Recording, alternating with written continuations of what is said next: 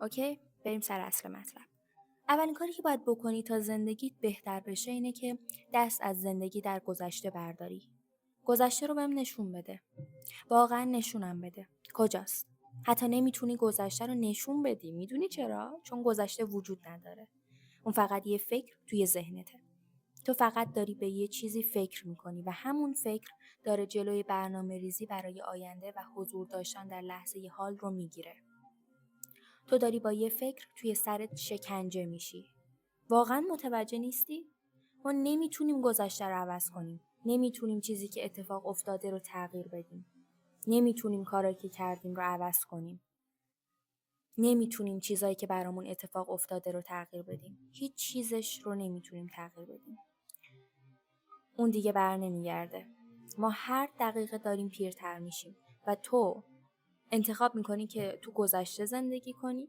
عزیزم این خجالت آوره. واقعا خجالت آوره. حالا اینا چیزایی هستن که به جای تمرکز روی گذشته میتونی انجام بدی. آیندت رو برنامه ریزی کن. دوست داری آیندت چه شکلی باشه؟ اصلا هدفی داری؟ دنبال رسیدن به چیزی هستی؟ چون اگه واقعا دنبال چیزی باشی دیگه درگیر گذشته نمیمونی. میدونی چرا؟ چون وقت نداری. تو کلی کار برای انجام دادن داری. کلی چیز هست که باید بهشون برسی. اصلا فرصت تمرکز روی گذشته رو نداری. چون وقتی واقعا چیزی رو با تمام وجودت میفهمی که تنها راهی که میتونی بهش نگاه کنی رو به جلوه. برگشتی در کار نیست. خودتو ببخش. خودتو ببخش. هممون اشتباه میکنیم. خدایا من بزرگترین اشتباه ها رو مرتکب شدم. اشتباهایی کردم اونقدر بزرگ که هنوز دنبالمه. واقعا دارن از اشتباهام سوء استفاده میکنن. هنوزم دارم اذیت میشم. هنوز دروغ میگن و اسم منو خراب میکنن. همش به خاطر اشتباهی که 4 سال پیش کردم. اما میدونی چیه؟ برام مهم نیست چون خودمو بخشیدم. به این نتیجه رسیدم که میدونی چیه؟ جوون بودی اشتباه کردی. آدما اشتباه میکنن. اگه اشتباه نکنیم دیگه انسان نیستیم. اصلا کی هستیم؟ ما که خدا نیستیم. قرار اشتباه کنیم و ازش یاد بگیریم. چطور میتونیم رشد کنیم اگه هیچ وقت اشتباه نکنیم؟ چطور میتونیم یاد بگیریم؟ چطور میتونیم کامل باشیم وقتی هیچ وقت ناقص نبودیم؟ چطور؟ زیبایی توی ناقص بودن. زیبایی توی اشتباه کردن. زیبایی توی اینه که کار اشتباهی انجام بدی. بعد بهش نگاه کنی و بگی میدونی چیه؟ من خیلی رشد کردم و به خودم افتخار میکنم. اینه زیبایی اشتباه کردن. پس باید خودتو ببخشی. تقصیر تو نیست. شاید یه چیزی اتفاق افتاده. شاید تقصیر تو بوده. شاید کاری کردی یا شاید یکی دیگه در حقت کاری کرده. اما تنها قدرتی که الان داری اینه که بعدش با خودت چطور رفتار میکنی و چطور بهش واکنش نشون میدی. و باید بفهمی که برای اینکه تو زندگی جلو بری اول باید خودتو ببخشی. بس کن این بازی ترحم به خودتو عزیزم. دیگه بسه. گریه نکن. این کارا رو نکن. تموم شده. ببین یه چیزی بهت بگم. 80% آدما از اینکه مشکل داری خوشحالن و اون 20% بقیه هم براشون مهم نیست. زندگی باید ادامه پیدا کنه. خیلی ناراحت کننده است که اون اتفاقا برات افتاده. گذشته دردناک بوده یا هر چی. اما نمیتونی توی این حال بد غرق بمونی و هی به خودت بگی وای دلم برای خودم میسوزه. نمیتونی چون اگه واقعا دنبال بهتر کردن زندگیت باشی دیگه وقتی برای این چیزا نداری. تنها چیزی که باید ببینی آینده است. باید اینجوری نگاه کنی. این هدفمه. باید برم. وقت برای این چیزا ندارم. اصلا وقتشو ندارم. یه بار کتابی خوندم درباره 2 مرد که تصادف کردن ولی هیچکس آسیب ندید. یه مرد از ماشین پیاده شد و گفت خدایا این یکی رو دیگه کجای دلم بذارم؟ زندگیم که به اندازه کافی بده. اینم روش. چه روز مزخرفی. تازه تصادف هم کردم. و کلی غر زد. اون یکی مرد از ماشین پیاده شد و گفت واو چه روز پربرکتی. چه روز قشنگی برای تصادف بدون اینکه کسی آسیب ببینه. فکر میکنی کدومشون با دل خوش برگشته خونه؟ یه چیز دیگه هم این که باید یه سبک زندگی سالم شروع کنی. میدونم شاید بگی باید بدنم رو همون جوری که هست قبول کنم.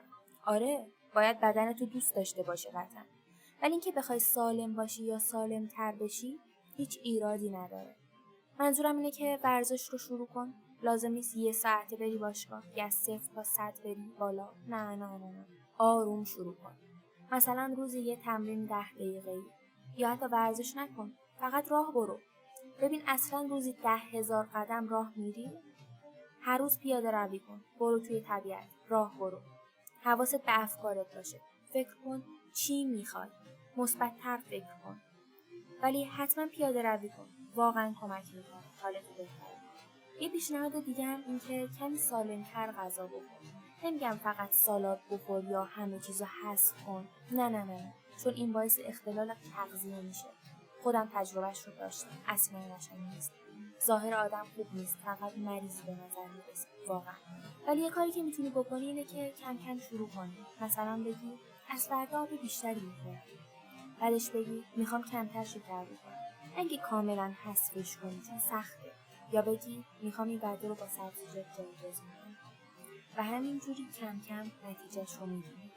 نه یه شبه، چون یه شبه هیچی سالم نیست. همه چیز باید به مرور ساخته بشه و اگه این رو مرتب انجام بدی نتیجه هایی میبینی که واقعا پایدارن. نه اینکه بیفتی تو چرخه افراط و تفریح، پرخوری و نخوردن. این روند فقط بیشتر و بیشتر خستت میکنه. پس چیزی که من میگم اینه که کم کم شروع کن. یه چیزای کوچیک رو وارد زندگیت کن. شاید یوگا انجام بدی، شاید چند تا حرکت کششی، فقط سبک زندگی سالم. بعدی که میخوام بگم مراقبت از خوده. میدونم اینم مثل بقیه کلی بحث داره. میگن باید خودتو همون جوری که هستی قبول کنی. نباید مجبور باشی تغییر کنی یا خودتو بهتر کنی. ایده قشنگیه ولی واقعیت نیست. واقعا نیست. چون دنیا خیلی سطحیه. هست. همین جوریه. و نکته اینه که اگه خودت به خودت اهمیت ندی، اگه فکر نکنی ارزش مراقبت داری، دنیا هم همین فکر رو دربارت میکنه. قانوناشو من ننوشتم. من فقط دارم میگم روتین پوستی داری؟ اگه جوشهای زیاد و شدید داری و واقعا نمیتونی کاری براشون بکنی، برو پیش یه متخصص پوست. داری چی کار میکنی؟ فقط داری یوتیوب نگاه میکنی و از آدمای دیگه تقلید میکنی؟ فایده ای نداره. برو پیش یه متخصص. اگه موهات داره زیاد میریزه، واقعا داره دیوونت میکنه؟ ویتامیناتو مصرف میکنی؟ دنبال غذاهایی که بیوتین دارن میگردی که به رشد موهات کمک کنه؟ دکتر رفتی؟ راستش ممکنه بیماری داشته باشی. باید این چیزا رو بررسی کنی. بعد میرسیم به مراقبت از درون که از بیرون حتی مهمتره. چون توی واقعیت درونی واقعا فهمیدم که آدما فقط موجودات پر از تروما هستن که توی دنیا راه میرن. و باید خودتو شفا بدی. برای نسل‌های بعدیت هم باید خودتو درمان کنی. چون این مسیر باید از تو شروع بشه. راستش خیلی دلم برای پدر مادرم میسوزه چون اون زمان روان درمانی و این چیزا مثل الان پذیرفته نبود و میتونی اینو حس کنی چون کلی تروما هنوز با خودشون حمل میکنن و اون تروماها رو منتقل میکنن به بچه‌هاشون. اما این باید با تو تموم بشه و فقط تویی که میتونی تصمیم بگیری متوقفش کنی. برو تراپی. راستش یکی از بزرگترین چیزایی که توصیه میکنم تراپیه.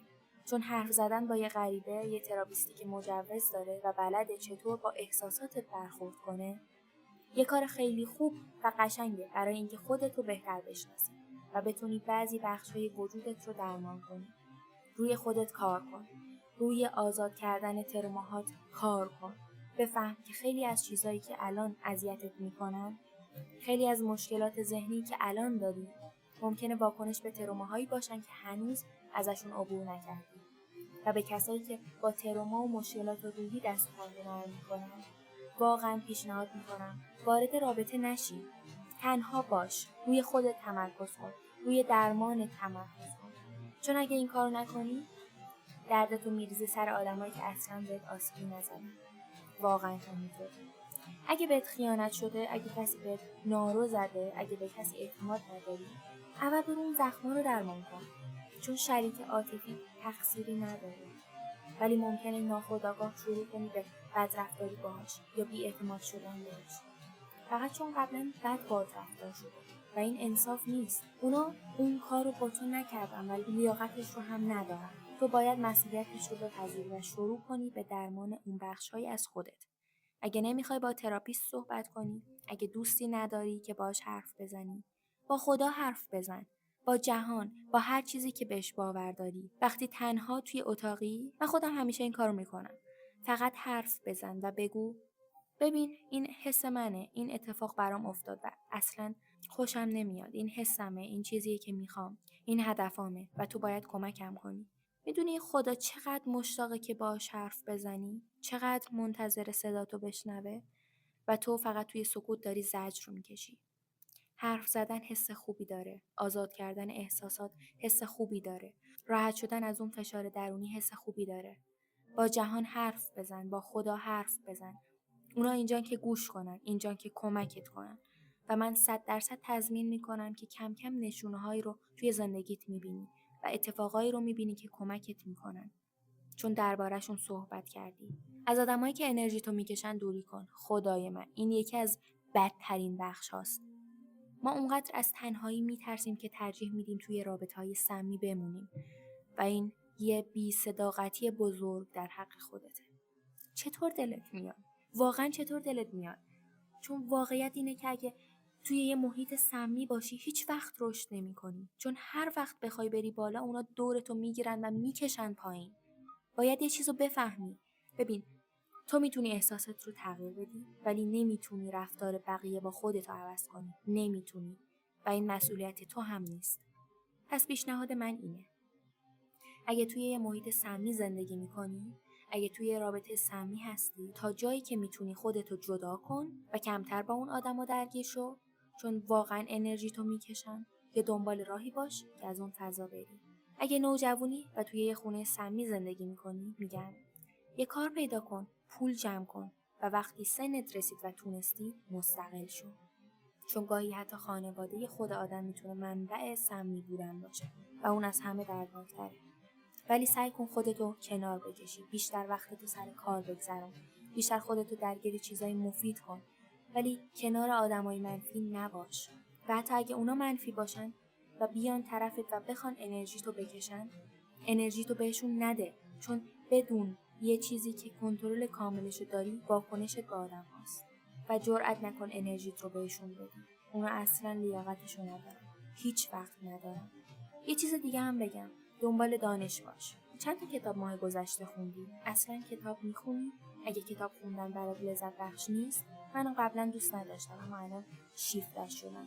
سعی کن یه کتاب پیدا کنی که واقعا دوستش داشته باشی و کمکت کنه. اگه واقعا کتاب مناسبت نیست، به پادکست‌های رشد فردی گوش بده. ویدیوهای یوتیوب درباره بهبود خودت رو ببین. جستجو کن چطور خودتو دوست داشته باشی. وضعیتت چیه؟ میخوای انگیزه بگیری؟ ویدیوهای چطور انگیزه بگیرم رو ببین. میخوای از یک وابستگی آسیبزا درمان بشی؟ جستجو کن چطور از وابستگی آسیبزا رها شی. میدونی بزرگترین نعمتی که الان داری ولی اون قدیم نداشتن چیه؟ اینترنت. میتونی هر چیزی رو جستجو کنی. میتونی درمان رایگان داشته باشی. یعنی حتی همین حرفایی که من الان دارم بهت میزنم درمان رایگانه. فقط باید تصمیم بگیری و بخوای درمان بشی. چون هر چی هم بهت بگم اگه نخوای درمان نمیشی. و یه چیز دیگه، دیگران رو ببخش. چرا؟ لازم نیست چون اونا متاسفن یا عذرخواهی کردن، چون اغلب نمیکنن. باید برای خودت ببخشیشون. نمیتونی با نفرت یا کینه توی قلبت رشد کنی و به مرحله بعدی بری. چون این بدترین دردیه که میتونی تجربه کنی. چرا باید خودتو به خاطر اشتباهات دیگران مجازات کنی؟ چرا؟ چون خشم مجازاتی است که ما برای اشتباهات دیگران به خودمان میدهیم. من داستانی درباره یک افسر پلیس خوندم. یک پسر جوان به ستون فقرات شلیک کرد. اون پسر به زندان رفت و فکر کنم توی زندان مرد و اون افسر تا آخر عمرش فلج شد. ولی اون به شدت مصمم بود که او را بخشیده و خیلی تلاش کرد دیگران رو هم به بخشش کسانی که بهشون بدی کردن تشویق کنه و اینطور نقل قول کرد. گفت ترجیح میدم با یه گلوله توی ستون فقراتم زندگی کنم تا با کینه و نفرت در دلم. و این واقعا حقیقت داره. چون کاری که اونا با تو کردن به خودشون مربوطه. اونا کارماش رو میگیرن. ولی تو باید ببخشیشون. باید خودتو هم ببخشی، چون ما با بخشش رشد میکنیم. یه چیز دیگه اینه که باید ارزش خودتو بشناسی و دست از راضی شدن به کمترینا برداری. واقعا بس کن دیگه. میدونم زنایی هستن که دارن بنتلی میگیرن، زمین و جواهر و ملک میگیرن، 24 ساعته مثل پرنسسا باشون رفتار میشه. هیچ دغدغه‌ای ندارن، ولی تو حتی جواب پیامت هم داده نمیشه. نادیده گرفته میشی. احترامی نمیبینی. نمیگم دنبال چیزای مادی برو، چون اونا هم خوشبختت نمیکنن، ولی دختر حتی عشق هم دریافت نمیکنی. حداقل ترین چیزا هم برات نیست. عزیزم استانداردها تو ببر بالا، چون واقعا نمیدونی بعضی دخترها چطور دارن باشون رفتار میشه. دارم بهت میگم نمیدونی. و این مردا سعی میکنن گولت بزنن و بگن این نهایت تلاشم برای توه، بهتر از این گیرت نمیاد. نه عزیزم، این درست نیست. اصلا درست نیست. این حتی 1% چیزی هم نیست که اون زنها دارن دریافت میکنن. باید ارزش خودتو درک کنی. تو یه ملکه فوق‌العاده‌ای واقعا هستی.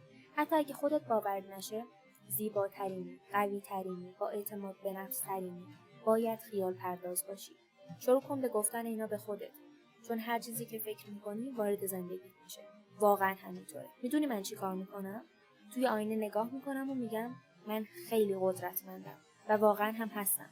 هیچ کس نمیتونه خلافشو بهم بگه. خودمو خیلی زیبا و باهوش میبینم. ممکنه خیلی‌ها نگام کنن و بگن نه اون خیلی زشته، نه اون خیلی حرفای احمقانه میزنه. ولی اشکال نداره. تو قرار نیست برای همه زیبا یا باهوش باشی. آدمای زیباتر از تو هم هستن. آدمای باهوشتر از تو هم هستن. ولی اونا تو نیستن. هر کسی یه جایگاه خاص و منحصر به فرد توی این دنیا داره. هر کسی یه هدف خاص داره. من فقط دارم هدف خودم رو انجام میدم. حالم خوبه. راه میرم و از اینکه اینطور خیال پردازانه به خودم نگاه میکنم لذت میبرم. فکر میکنم که میتونم هر چیزی که میخوام رو به دست بیارم. اینجوری حس خوبی دارم. با این فکر کردن به کسی آسیب نمیزنم. فقط دارم فکر میکنم. و میدونی چی میشه؟ واقعا اون چیزا وارد زندگیم میشن. خیال پرداز باش. اگه باور نداری که هستی، تصور کن که هستی. وقتی یه چیزی رو بارها توی ذهنت تکرار کنی، اون واقعا وارد زندگیت میشه. راه دیگه ای نداره. و من ترجیح میدم خیال پرداز باشم تا غمگین. 100%. آخرین چیزی که میخوام بگم اینه که مراقب حرف زدنت باش. مراقب باش چطور درباره خودت صحبت میکنی، چون تو واقعا چیزا رو وارد زندگیت میکنی. من یه دوست داشتم، خیلی زیبا بود، ولی همیشه وقتی کنارش بودم بهم میگفت من خیلی چاقم، من خیلی زشتم. اینو اینقدر تکرار میکرد که بهش گفتم باید تمومش کنی، نه فقط برای خودت، بلکه چون انرژی منم داره تخلیه میشه. من دارم به خاطر تو افسرده میشم. هیچکس دوست نداره با آدمایی مثل تو وقت بگذرونه. هیچکس. راستش رو بخوای باید بهت بگم چون این رفتار اصلا جذاب نیست. ظاهر خوبی نداره، باعث میشه ناامن به نظر بیای و مردم آدمای ناامن رو دوست ندارن. دارم جدی میگم. اگه نسبت به بدنت یا بقیه چیزا احساس امنیت نداری، حداقل تظاهر کن. ولی اونجوری که اون دختر درباره خودش حرف میزد، بهش گفتم داری این چیزا رو وارد زندگیت میکنی. مراقب حرفات باش. بعد شروع کرد همه حرفاشو پس گرفتن و کم کم واقعا شروع کرد به دوست داشتن خودش. چون دارم بهت میگم چیزایی که میگی رو دنیا و خدا میشنون. هر چی بگی شنیده میشه. یا تصمیم میگیری زندگی تو بهتر کنی یا از جلوی راه کسایی که دارن تلاش میکنن کنار میری. چون اگه این کار نکنی کینه‌ای و حسود میشی. چون یکی دیگه داره پیشرفت میکنه و تو همون جای راحت قبلیت موندی. چون حاضر نیستی وارد سختی بشی. بدون ناراحتی هیچ رشدی اتفاق نمیفته. هیچ رشدی. درد ضعیفه که داره از بدنت خارج میشه. پس یا باهاش همراه میشی و زندگی تو عوض میکنی یا همونجا میمونی یا ساکت میشی. و اجازه نمیدی حسادتت باعث بشه ازشون متنفر بشی. فقط چون اونا جرأت کاری رو دارن که تو آرزوشو داری. عزیزم وقتی شروع کنی به پیشرفت، دشمنات بیشتر میشن. چون مردم طاقت دیدن پیشرفت دیگران رو ندارن. ولی تو اهمیت میدی؟ نه. چون اون موقع فقط میخندی. وقتی به همه هدفات رسیدی، وقتی با خودت حس خوبی داشتی، فقط میخندی. و اون آدم‌ها چیکار میکنن؟ برمیگردن توی زندگی تو میگن وای منو یادت میاد؟ نه یادم نمیاد کی هستی. برو پی کارت. ولی من حاضرم برای هدفم بمیرم. ترجیح میدم بمیرم تا اینکه 80 یا 90 ساله بشم و به گذشتم نگاه کنم و بگم وای چی میشد اگه اون کارا رو میکردم؟ چی میشد اگه فلان آدم میشدم؟ حتی اگه این زندگی منه، همین حالا میتونید منو بکشید. اصلا خودمو میکشم. پس دارم بهتون میگم، دخترها، پسرها، هر کسی که داره اینو میشنوه، وقتیشه که همین حالا تغییر کنید. اگه نمیخواین این کارو بکنین، اشکال نداره. فقط از جلوی راه بقیه کنار برید. ازشون متنفر نباشید، کینه‌ای نباشید، بهتر بشید. خیلی ممنون که گوش دادید. امیدوارم که این پادکست به کسی کمک کرده باشه. فقط بهم بگید که پادکست چطوره، خوشتون میاد یا نه. فقط بدون که تو بهترین موضوع روی زمینی و میتونی هر کاری که بخوای رو انجام بدی.